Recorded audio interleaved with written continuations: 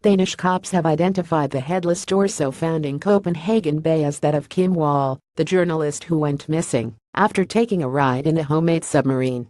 Wall, 30, had disappeared on August 10 after embarking on what was supposed to be a short trip with engineer Peter Madsen aboard the UC-3 Nautilus, the world's largest privately funded sub Madsen had designed and built with friends. The boat was reported missing that evening and Madsen was eventually rescued, claiming the craft had suffered an accident that caused its ballast tanks to take on water and sink. The UC-3 Nautilus was later recovered from the bay and has been impounded by Copenhagen police. After initially saying he had dropped Wall off at the port of Copenhagen, Madsen later changed his story, claiming the reporter died in the accident during the journey that had damaged the craft and he had buried her at sea. About the time Madsen, 46, was giving his account to the court, police were alerted that a human torso had washed ashore, its limbs and head cut off. DNA analysis showed the remains to be those of Wall.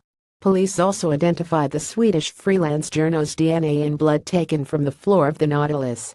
The body parts were found by a cyclist on the south side of a major island, near the Danish capital, and just 10 miles from Svanholm Beach, known for its topless sunbathers. During the horrendous days that have passed since Kim disappeared, we have received countless evidence of how loved and appreciated she was, both as a person and friend, and as a professional journalist, Wall's family said after the remains were identified. From all corners of the world comes proof of Kim as a person who made a difference. Madsen, meanwhile, has already been charged with manslaughter relating to the death of Wall. It is unclear if this latest discovery could elevate that to a murder rap.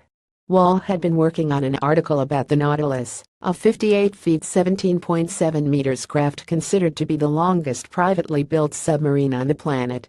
The sub, which had been funded with a large crowdsourcing campaign, was launched in 2008 and made its return to the water earlier this year after 4 years of refitting and repair work.